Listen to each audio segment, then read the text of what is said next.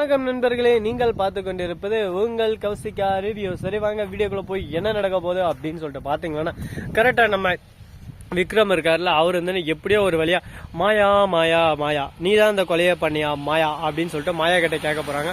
மாயா வந்து ஆயா ஆயா ஆயா, இதுக்கு எனக்கு எந்த சம்மந்தம் இல்ல பாயா அப்படின்னு சொல்லிட்டு அசால்ட்டா ஒரு பாயா ஆர்டர் போட்டுறாங்க. என்னடா இவன் இப்படியெல்லாம் பண்ணின்னு இருக்கா, இந்த மாதிரி எல்லாம் பண்றதுக்கு இவ்வளவு யார் தைரியம் நடந்தது அப்படின்னு சொல்லிட்டு ஒரு பக்கம் யோசிக்க வைக்கிற விதமா நிறைய விஷயம் நடந்துன்னு இருக்கு.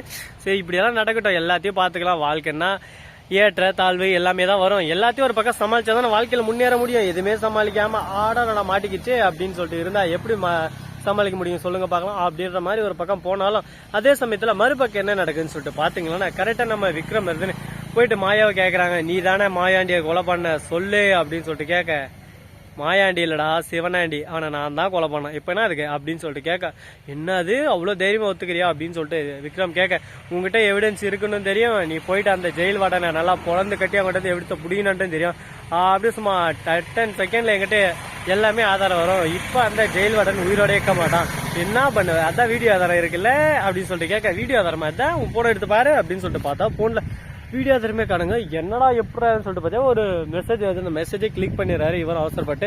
அந்த மெசேஜை கிளிக் பண்ண அடுத்த செகண்டே வீடியோ ஆதாரம் எல்லாமே ஒரு பக்கம் எரசாயிருதுங்க. இதுக்கு மேல என்னடா பண்றது, தன்வாயே தனக்கு எதிரின்னு சொல்லிட்டு சும்மாவை சொல்லுவாங்க. இப்ப தானா மாட்டிக்கிச்சே அப்படின்னு சொல்லிட்டு ஒரு பக்கம் ஃபீலிங்ல இருக்காங்க. சரி இப்படியெல்லாம் ஒரு பக்கம் போயிட்டு இருந்தாலும் மறுபக்கம் என்ன நடக்குதுன்னு சொல்லிட்டு பாத்தீங்கன்னா, கரெக்டா நம்ம தலைவர்கள்லாம் விக்ரமே அவர் வந்து எதானோ ஒன்று பண்ணணும், வாழ்க்கையில எதனா ஒன்று பண்ணாதான் நம்ம வாழ்க்கையில எதனா ஒன்று சாதிக்க முடியும் அப்படின்னு சொல்லிட்டு அவளை பிடிச்சி ஜெயில போடலாம்னு சொல்லிட்டு ஜெயிலுக்கு இழுத்துன்னு போறாங்க. அவள் அரசு வாரண்ட் 6 அடி வாங்கி வச்சுட்டு இருக்கா அந்த மாதிரி ஜாமீன்.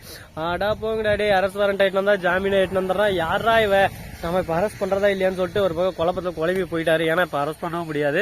கரெக்டா 1 வீக் வாங்கி வச்சு அந்த 1 வீக்ல எவிடன்ஸ் எல்லாமே அழிச்சிருவாள். இப்ப எப்படிதான் சிவனாண்டியோட கொலையை நம்ம உறுதிப்படுத்துறது, அந்த உலகத்துக்கு தெரிவிக்கிறது அப்படின்னு சொல்லிட்டு தெரியாம ரொம்பவே குழப்பத்துல குழம்பி போயிட்டு இருக்காரு நம்ம தலைவர். நம்ம விக்ரம் மட்டும்தாங்க எந்தெந்த மாதிரி பிரச்சனை அந்தந்த மாதிரி பிரச்சனை எல்லாம் வந்து அவருக்கு மட்டும் வாழ்க்கையில கஷ்டம் வந்துனே இருக்கு. எல்லா கஷ்டத்தையும் ஒரு பக்கம் தாங்கினாதான் வாழ்க்கையில நம்ம முன்னேற முடியும். எதுவுமே பண்ணாம வாழ்க்கையில முன்னேறணும் மட்டும் முன்னேற முடியாதுங்க. எல்லாத்துக்கும் ஒரு படிக்கட்டு உண்டு.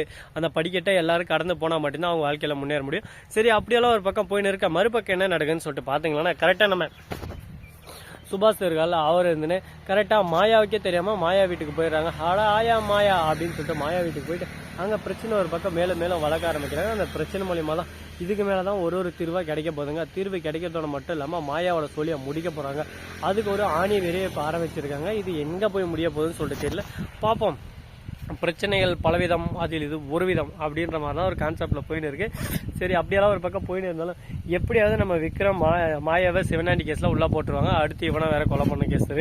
எத்தனை கொலை பண்ணுவேன், ஒரு கொலையை மறைக்கிறதுக்கு பல கொலை பண்ணி பிரச்சனை வந்து மாட்டிக்கணுமா? ஒரு பிரச்சனை மறைக்கணும்னு வாழ்க்கையில என்னைக்குமே நினைக்காதீங்க. அந்த பிரச்சனையை நீங்க மறக்க வைக்கணும்னு சொல்லிட்டு அடுத்து பிரச்சனை மேல பிரச்சனை தான் வளருமே தவிர அந்த பிரச்சனை என்னைக்கும் மறைஞ்சு போகாது. என்னைக்கும் யாருக்கும் எதுவும் தெரியாமையும் போலாம். சோ நண்பர்களே, இந்த வீடியோ பிடிச்சிருந்தா லைக் பண்ணுங்க, கமெண்ட் பண்ணுங்க, ஷேர் பண்ணுங்க, டிண்டிங் பெல்ல தட்டி விட்டு போங்க. அப்பதான் நான் போற அடுத்தடுத்த வீடியோ உடனுக்குடன் நோட்டிபிகேஷன்ல வந்து கொண்டே இருக்கும். மிக்க நன்றி. தேங்க்ஸ் ஃபார் வாட்சிங். Tata, see you. நன்றி, வணக்கம்.